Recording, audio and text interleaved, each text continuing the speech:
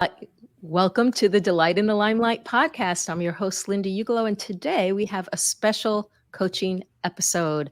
My thinking is that we're going to be looking at the fear of judgment, but we'll see where this goes. I have as my guest and coaching client today, Abby O'Sullivan, who is the co-founder of Wonder Podcast Productions, a full podcast management company. And she also is the host of two podcast shows, There She Grows and Beauty Pro Wellness Podcast. So we're going to be looking at ways that she wants to feel more confident in her speaking, and we will figure out how to get her along that path. So welcome, Abby. Thank you. Hi, Linda. It's so nice to be here. I'm very much looking forward to this. I know it's always, I realized before we got on that one of the things I just love about this is the curiosity I have and the challenge of like, how do we make our lives better, and particularly our speaking lives, because we are human beings and speaking is our human design, and we may as well love it. So Mhm. I'm excited to like get into the puzzle of, your personal experiences and your desires, and let's take it from there. Okay, sounds good. So I did have you fill out a bunch of forms. Thank you very much. That was really great. And I think one of the best places is to start is to identify, like, well, what are you feeling right now? Uh, what's going on with you on a physical way and on a mental level? So, can you share a little bit about what are the symptoms that you have when you speak? I do get a little it really depends on the situation. Like on my podcast, I'm pretty comfortable. Cuz I'm the host, so it's my show. And so that's fine. Um if it were in front of people, or even sometimes if it feels a little bit more vulnerable, I might feel a little sweaty. I might feel almost like there's a lump in my throat. Like your voice is like, no, don't, don't say that. And even a little bit of restriction in the chest to get kind of depending on the subject. Like some things I can talk about forever. But yeah, sweating and then kind of feeling like, am I gonna forget things that I say? And then there have been times where I feel like a little disconnected from the body. I don't know if that's like, oh, cool, your mind's taking over and you're just doing it, but then you're like, what happened? Kind of an out of body type thing. And so that's sort of what I feel, or I suppose on like a mental or emotional side, I feel more like, should I do this? Should I share it? Am I the right person for this? Like, is it gonna be good? Are people gonna get anything out of it? Things like that. Mm-hmm. So just for people if you're watching or listening, you may hear a little bit of the clicking of my keyboard because I like to take notes while we talk. Yeah, that's great. So, when you say, so you have this out of body experience, what about, you're not sure what you said sometimes because you're kind of not, you don't feel quite present. What about any other things about your speaking? Forgetting? Forgetting, using filler words a lot is, I mean, I know a lot of people and people say that's okay, but I don't really mind so much, but it's the word like really bothers me. And then there's been, I think I had said sometimes I feel like I'm just speaking like super fast. And I have actually thought like maybe it's because I'm like trying to get my whole thought in before people interrupt me. And I have a feeling you know where that might go. Yes, I love how Mhm. you are aware of what what certain things may be referring to. So I think, there are a lot of different reasons why people would speak fast. One is that that's how they learned to speak. People around Mhm. them spoke fast. And another reason might be that they don't want to take up people's time. Mhm. So they don't feel comfortable. Let's get this over with. And then there's the one that you bring up, that I want to get all my words in before somebody interrupts me, which may have something to do with friends from earlier on, or family members, whatever, that you felt like you're not going to be able to have time to say your piece because someone's going to jump in. Mhm. Yeah, Mhm. and it sounds like that's the one that speaks to you, because that's the one that Yes. you shared. I would say that I think it's some of the last one, but also like that it's not as important like what the kid is saying maybe. Or yeah, just feeling like I don't want to take up people's time, or maybe like just saying it so quick that I just want to get it over with so that it's out there. But yeah, I think it has probably I have a feeling that a lot of it is like parental, like childhood upbringing stuff. Blame my parents, but just like childhood stuff. Yes, I would tend to agree with you. I'm thinking too, sorry. Yes, and I like the idea that, the notion that you bring up, that you don't wanna blame. It's not really about blaming. I mean, I Mhm, think I was a great parent, but I know I made a lot of mistakes, and I made some inadvertent mistakes mhm, that had impact, and I just have to accept that. So it doesn't mean that I was a bad parent. I think I was a great parent, but no one can be perfect, and we mhm. also can't control. We have our own upbringing, we have our own programming. We have programming from our own childhood experiences, from media and society, mores, and, just notions that we grow up with, that we think we hear a lot, so we think, "Oh, that's the thing I should say," and we don't Mhm. realize that it has an impact on our kids. Yeah. So, let's take the blame out and just say, "Yeah, this happened. This Mhm. happened." Yeah, and I've done quite a bit of work to, like, release, like, when I talk about stuff like that on my own, I'm like, it's never about, like, "My parents were so bad," like, they were just doing the best that they could, but it Absolutely. does the awareness of, like, where some of that comes from does really help me with a lot of different things, and it could have been, school and stuff too, so and just that I grew up in the '90s and still kind of a like, "Shh, good girls don't speak up," type of thing. So, always was always a good kid, that's for sure. I wasn't trying to cause any trouble. Yes. Okay. So we've got a few things going on here. We have the messaging. So let's go with some of those messages. And I think you're spot on. These kinds of messages, when we're trying to be good, we follow the messages because we want to be good. We want the praise.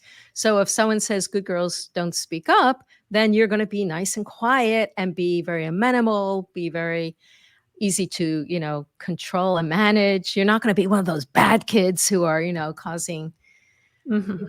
uproar in either Mhm. in the family or the classroom. So tell me a little bit more about, maybe some of the messages you feel like you picked up. Well, it's interesting that I just made a connection of, like, sometimes when I can be quiet, but because I live alone, like, I can be very quiet, but I can also be loud and tell big stories and be, like, the one who's kinda being the loudest sometimes of my friends. And it doesn't always like, I don't always think anything about it, but sometimes, kind of lately, I feel like I'm too much or, like, talking too much or, like, "Oh my god, did you just, like, share all of that?" And I'll almost have, like, a weird pinch of, like, that kind of weird, word vomit hangover or something, like, "Oh my gosh, why did I act that way?" Like, who but it's I've kind of always been like that, so I don't know like, if I've gotten the impression that that's not welcome or that it is annoying. But sometimes I really like, okay, I guess tone it down because I guess other people aren't like that, or maybe you are too crass or whatever. Um, and so that's interesting. And I'm an adult, so like, I'm not a little kid. Um, I would say some of the messages is it's what I've thought about recently. So I think that this kind of makes sense is that the men in the family were definitely like the deciders and the ones who sort of it's, do it this way. Um, and kind of what I'm doing is the most important. And gosh, not to throw anybody under the bus, but just like the being quiet, because my parents did have a different type of schedule owning a donut shop, a restaurant. So those are different hours. And so we had to be quiet. You're kind of like, I'm sure people can relate to shutting the microwave door as quietly as possible when you're up too late, or like pulling it open before the beep goes off because God forbid you wake anybody up. And honestly, as an adult, I can really understand that. And as a kid, you're just trying to do the best that you can. So I would say that there's probably some interesting messaging there of just, and then I got married into a family where I feel like it was more about the men making the decisions, and a lot of the women kind of like they may have a job, but it felt like the men and their opinions were more important. And that may not have been true at all, but that's the vibe I was getting. Felt very traditional, so to speak. And I was I was not a homemaker. I was not that type of person, and I realized that pretty quick. Um, so I'm not sure if there's anything more than like, I think that probably encompasses like, be quiet. Like, there was always a joke. If I was trying to be funny, there was maybe a smart aleck response from an adult, um, from one in particular that I grew up with the most. But there's a lot of men in, like the three men I'm thinking of, like grandpa, dad, and stepdad. It was kind of, like, be polite, like hug everybody, make sure you're being good, like talk to everyone, but don't talk back. When you say don't talk back, is it like don't talk unless spoken to, or don't talk back to your elders, or don't Probably take more up of too much like the space? yeah, probably more of the don't talk back in like a crappy way to your, be respectful, which is not it's not a bad thing to learn, Mhm. in my opinion. But yeah, I don't really know where like the fear of acting and like when I was little, I was in a children's theater group, and I really, really liked it, but I would really only do like small roles and kind of funny ones. Cracking a joke, duh, that's like self deprecation is my skill. So deflecting with humor is a skill of mine. Um, didn't want to sing in front of anyone. Uh, and so I would kind of just be the clown. And I've never really had a problem with that. But, it's nice to get a laugh, because I think if they're sort of laughing with you because you're sort of laughing at yourself, then they're not laughing at you. And that feels Mhm. less Mhm. harsh. Yeah. Let me ask you a couple of questions, because what I want to do here is to bring out kind of like to piece together a few impacting experiences that we can then look at clearing. So when you needed to be quiet in your at home, did you have siblings, by the way? Yes, I have an older sibling, 3 years older, and then I have a younger sister who's 9 years younger. And technically, they're both half siblings. I just didn't know my older was a half until much later. So we really grew up together. And then I also moved out at 17. So, like, middle child and babysitter for a while. The Mhm. baby, then the Yeah. babysitter. So, and what kind of dynamics did you have? Did others have more attention, less attention than Mm, you? well, I mean, I would say when my younger sister came along. I mean, she was the baby, and she was my mom and my stepdad's, and that's who I lived with primarily. And without going into all the like, family dynamics of that, yeah, I would say yes, she was definitely more. I mean, he was able to, so he did give her a lot, like materialistically and all of that. I'm not saying like attention wise necessarily, but yes, I feel like she definitely um was more center of attention, Mhm. middle child perspective. Maybe that's realistic. And then when Did my you did brother you feel did you feel like, your parents weren't as interested in you as they were in her? um I would say I don't know if I felt that way. They were busy and they were working. So, Mhm. we were at school, and then I don't really remember. I think sometimes they would be home when we got home, or whatever, but just depends on like if my mom was working at the restaurant or somewhere else at the time.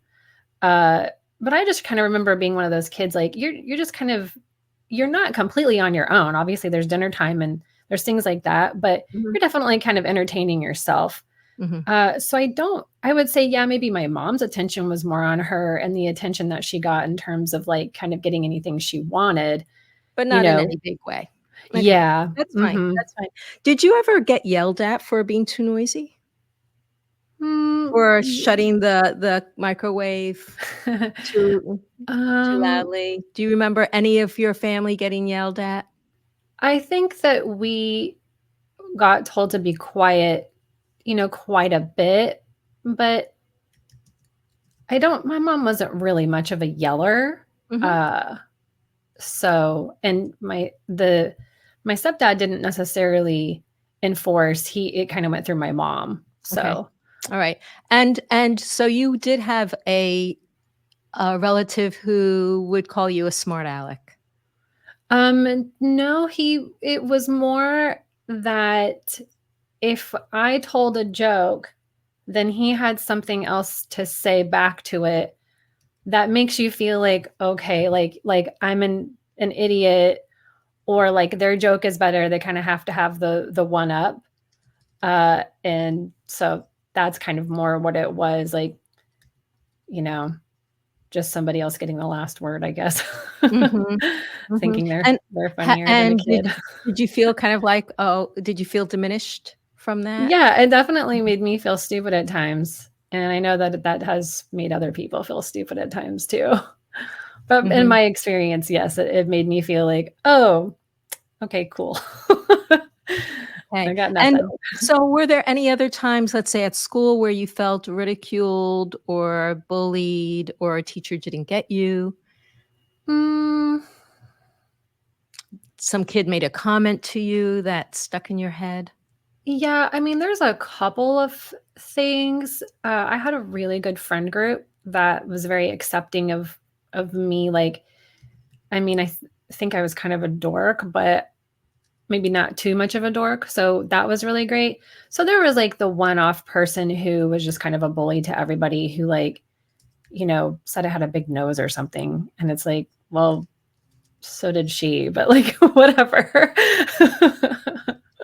But not about the way you express yourself, or no one called you did someone ever call you a dork, um or that was just something that you kind of Yeah, I don't know. self-named?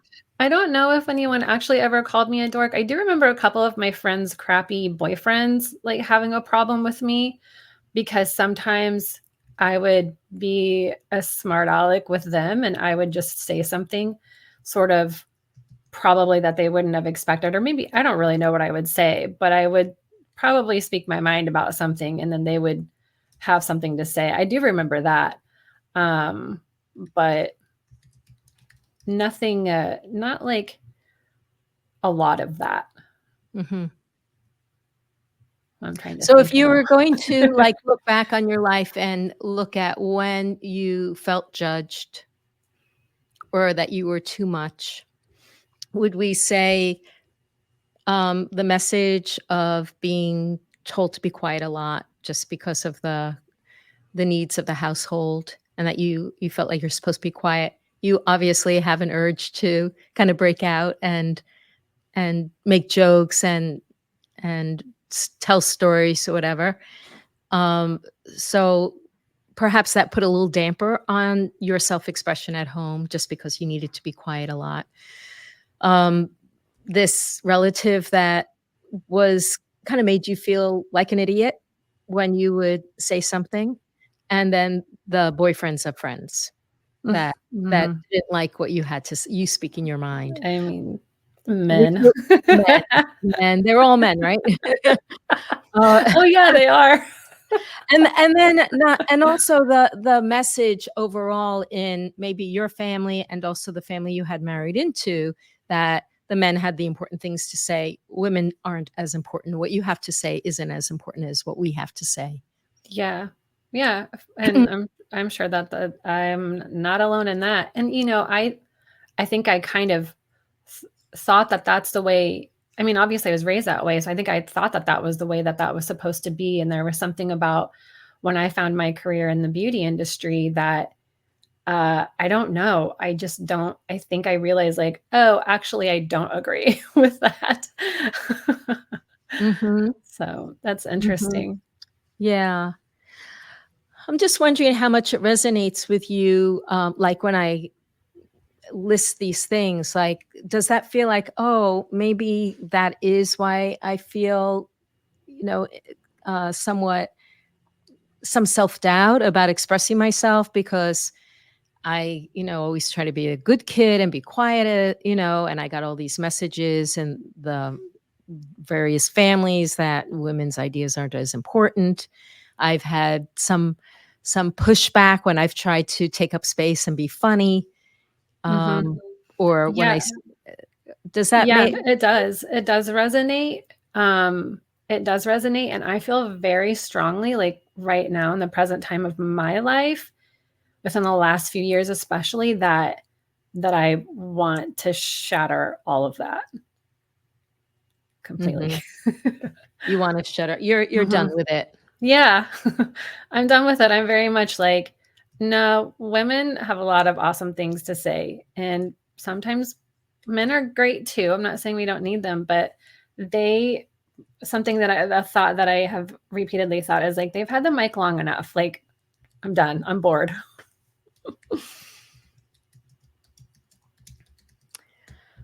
Yes.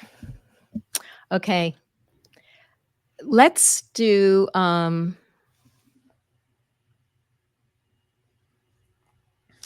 do something I've never done before, Okay.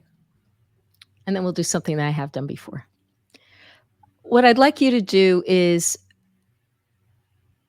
to I wanna hear what you have to say to yourself around each of these things. So what would you like to tell yourself about, um, kind of like extending what you just said about men and women and what they have to say? What would you like to tell the younger you who grew up in the family where men were letting you know that they thought that what they had to say was, at a The end higher of the line. the end of the line, exactly. What would you tell your younger you? Mm, I felt myself like I might get emotional. Because I don't know if I've ever said it out loud. I've probably written about it. So I'll stop stalling and get comfortable with the uncomfortable here. I would like to say that um, it's okay that you feel different. It's okay that you want to be loud and funny and tell jokes and hold the floor. And it's okay to have people watching you because maybe they're interested and they're captivated and they're not thinking like, "Oh, you're a big dork with your glasses," and your permed hair. Maybe it's not about the way that you look, but maybe you really are able to hold their attention and what you say has to matter. Maybe that's what it is. So like it's okay to keep pursuing um, theater and acting if you want. You can do that later, because I did leave the children's theater group at some point. It was an extracurricular that my mom had to pay for, and then it was like you couldn't afford it type of thing. So I was recently thinking about that, so it's top of mind.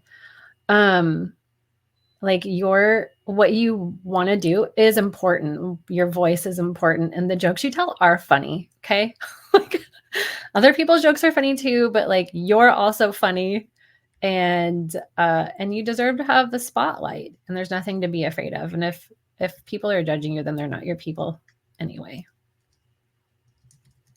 And you don't need a man. No, I'm just kidding. That's a joke, obviously. That's not really a joke. I don't need a Or man, maybe you but don't need a man to tell you that. yes, thank you. Thank you. That's too broad of a statement.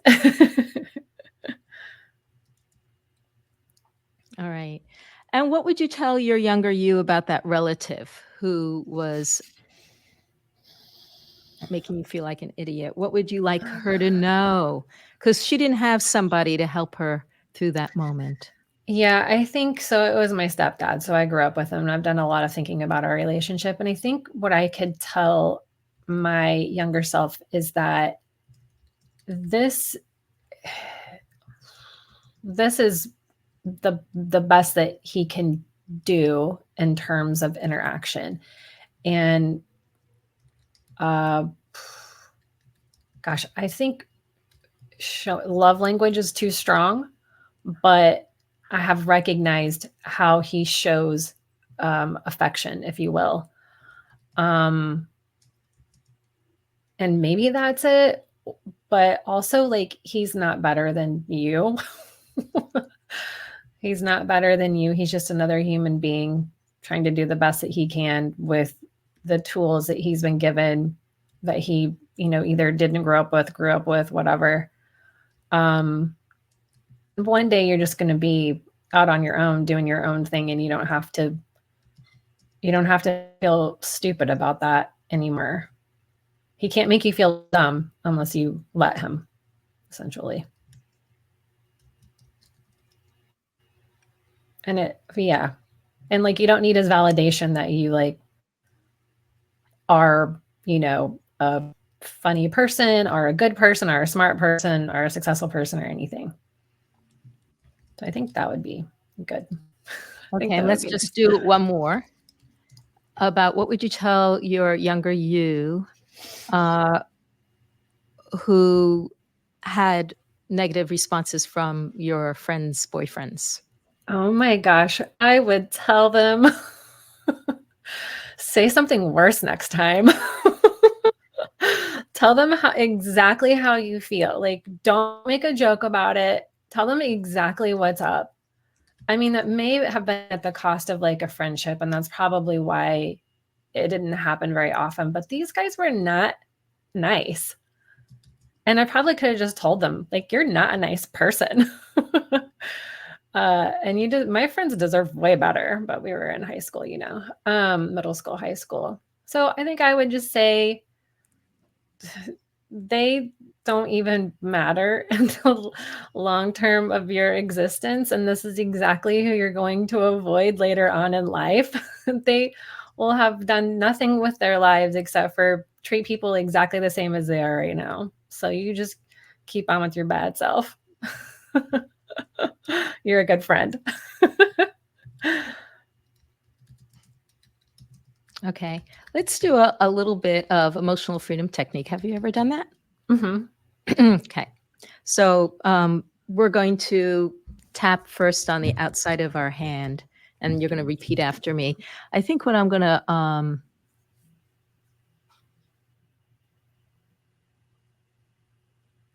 okay, even though Even though, let me just repeat what I look here.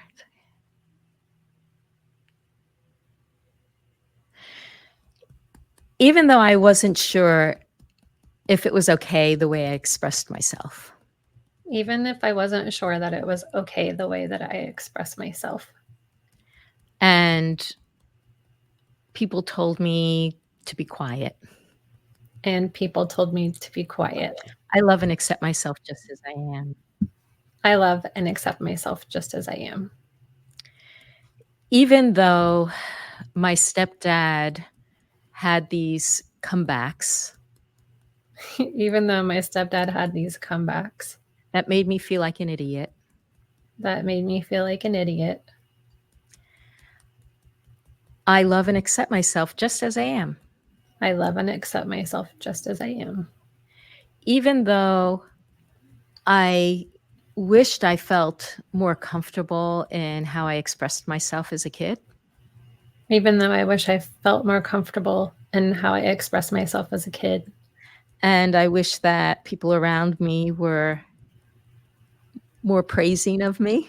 And I wish that people around me were more praising of me. I love and accept myself just as I am. I love and accept myself just as I am. I'm not going to read anymore. So, these men in the family, These men in the family, they thought they were top of the line, they thought they were top of the line, and they expressed that freely and frequently.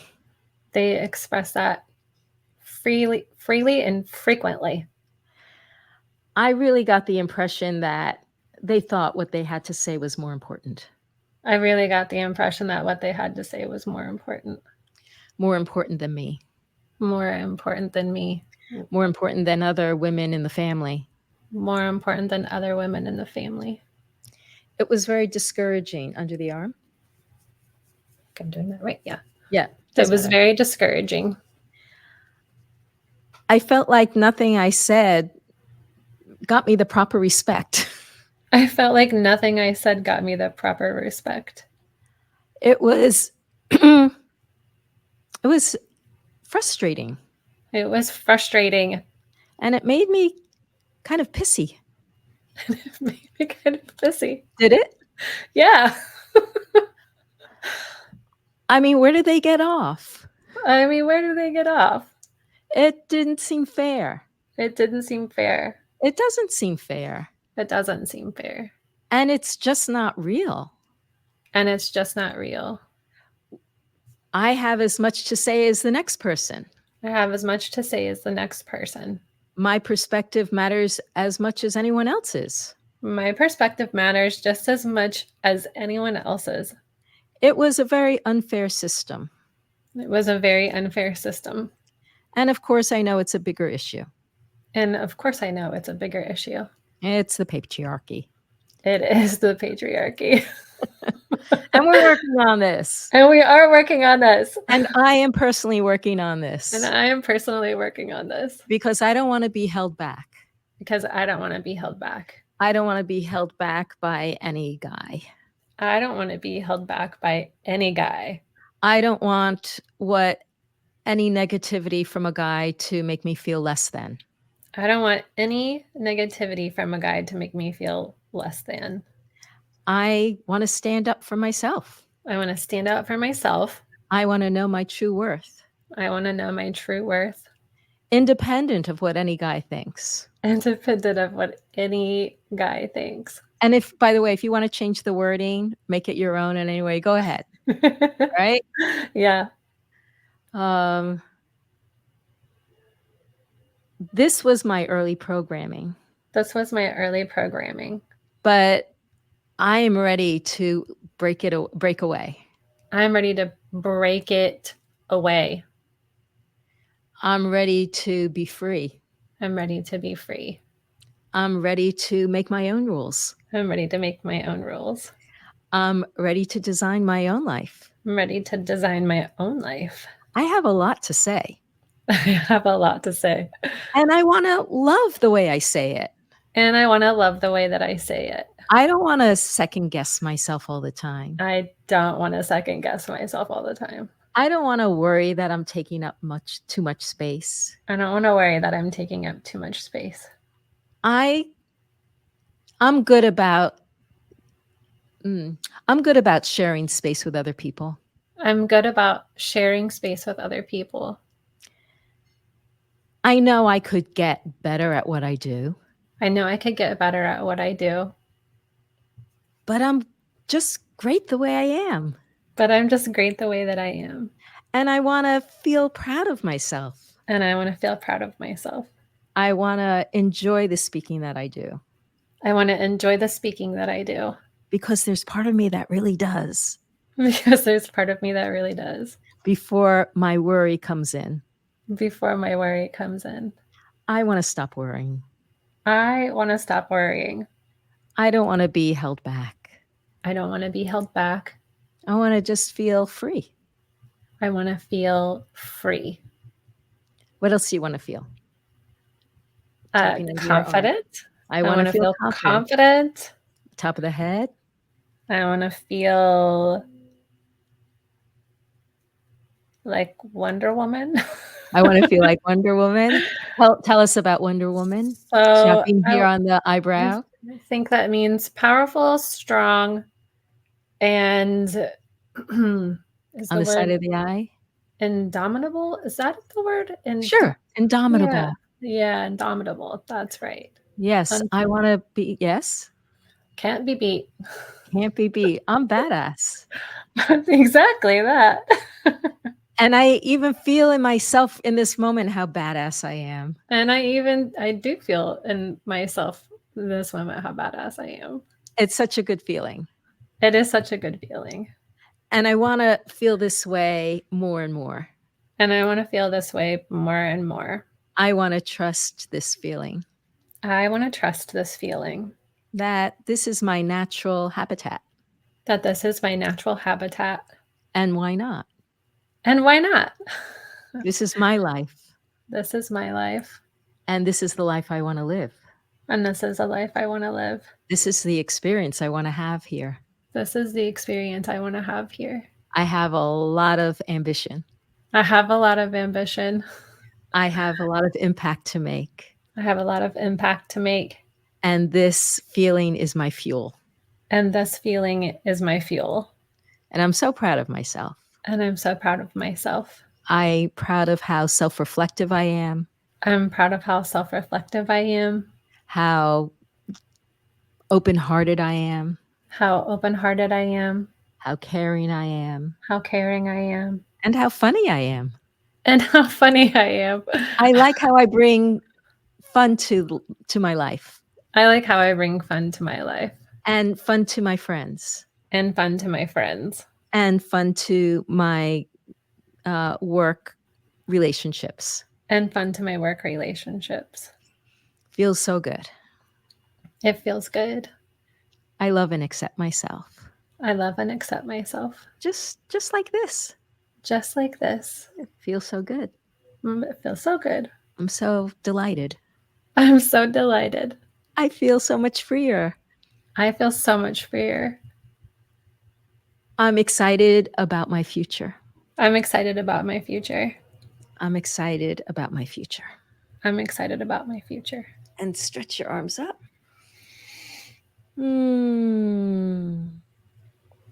And bring your arms down. And I invite you to close your eyes for a moment. And picture that younger you at different ages when these things happened.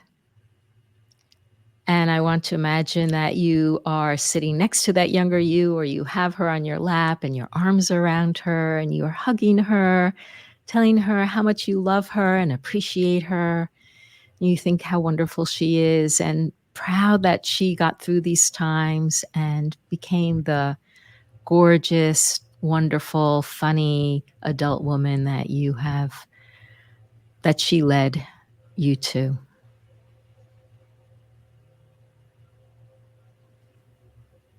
And anything else that you have in your heart or mind to say to her, just to yourself.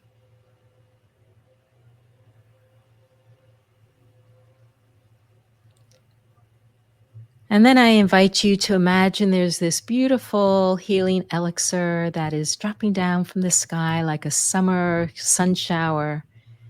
And it's cleansing you from head to toe, hitting your head and cleaning out any kind of old debris, anything that is no longer desired or needed or needs to be decluttered and cleaned out, letting the beautiful elixir rinse it down your body, through your torso, arms, legs, down through your belly, your legs. I think I already said that.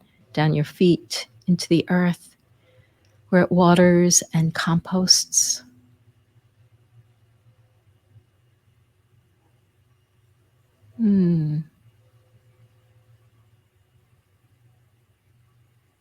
Put your hands on your heart.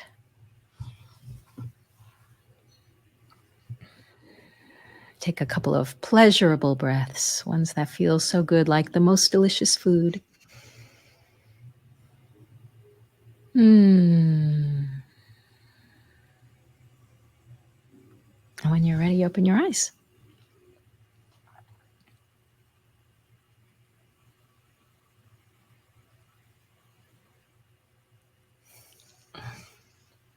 How do you feel?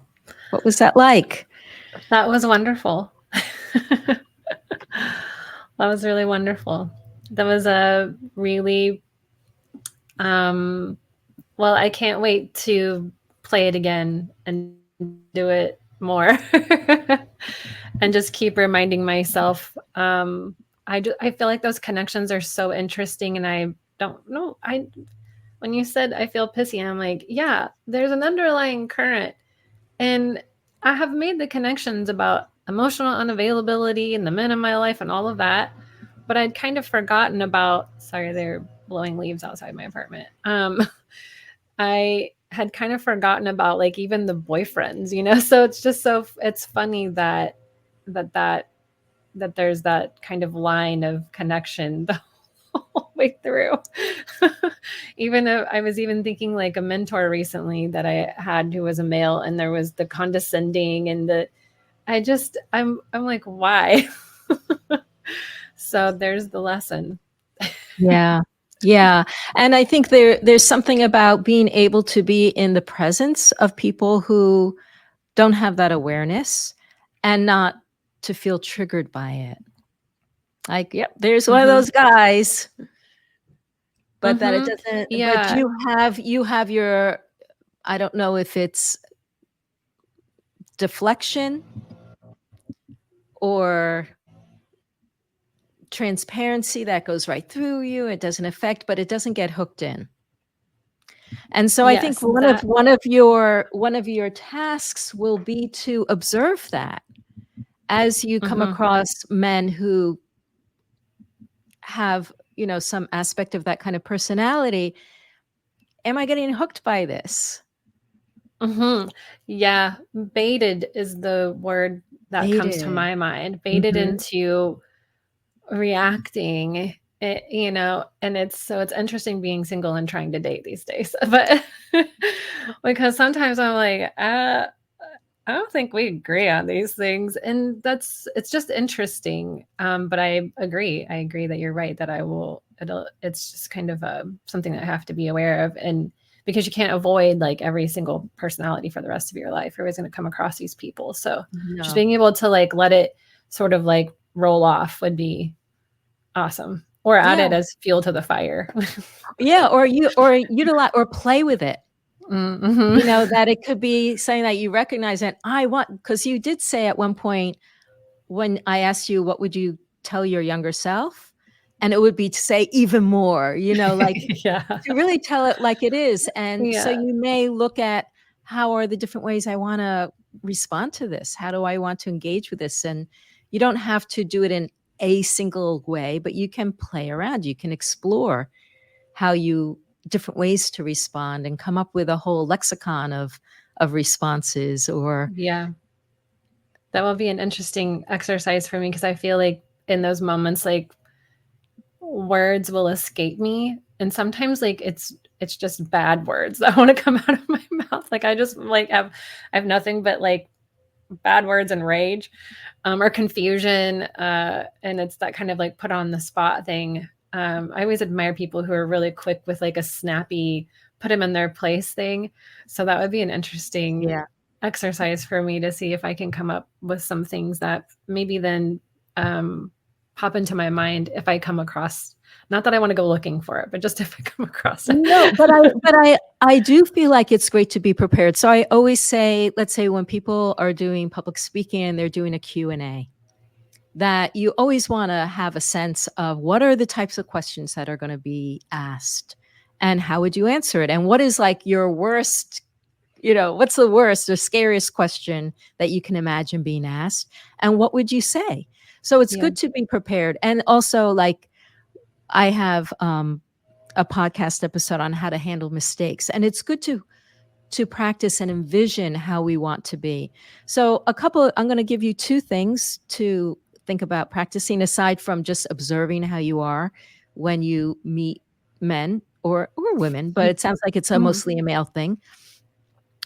Number one, if you haven't started using ChatGPT, I recommend you use ChatGPT to help you come up with things that you can say.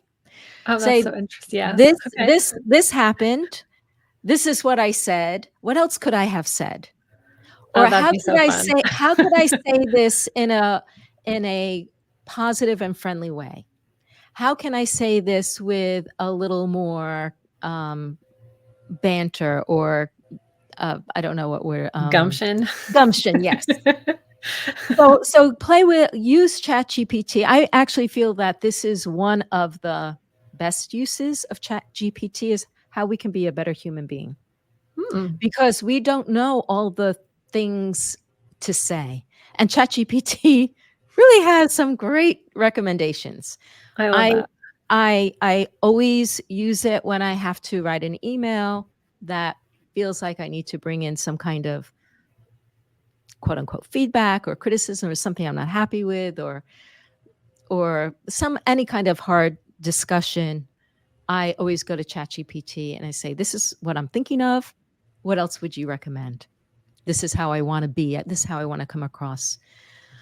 I mean, for you, it might be I want to put them in their place. I want to, whatever. Mhm. But it could Mhm. also be I want to say this in a nice way so they can take it in, so that they can learn. I want them Mhm. to be able to recognize and become more aware of how this isn't a nice thing to say.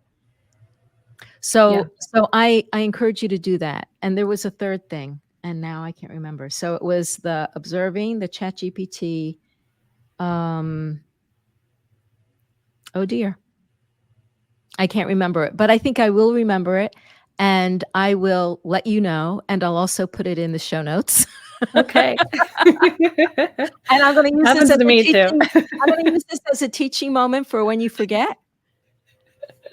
And this is one way to handle when you forget, all right? You could just say, Yeah. "It's not a big deal, I'll figure it out, and if I don't, then, someday it'll come back and it'll be Yeah. something else."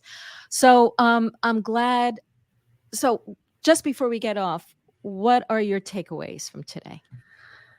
Um, well, I always love making the connections. I think that's really important for me, and it helps me to remember, like, just being aware of that helps to remind me that, like, exactly what you said, like, the opposite side of that, that I can do it. I do have a lot to say.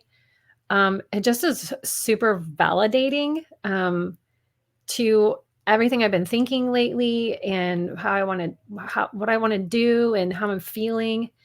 Um, and I think that sort of completes it. Um, yeah, I just feel very good about all of that. So So the third thing I wanted to recommend to love you it.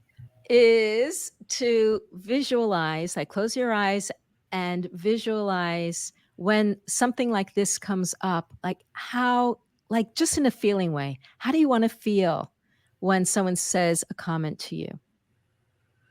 Oh, How do you want to feel in your body? mhm. And see yourself speaking. And how do you want to see yourself speaking? What does it look like? How are you gesturing? What are the words? What's the tone of your voice? What's your energy like? And imagine what their response is in the best way, like visualizing the impact, the positive impact of what you say on them. Maybe they're thanking you. Maybe they're laughing. playing the game. So you can do this kind of visualization in just like 30 seconds. You can play it out in different ways. But I think having this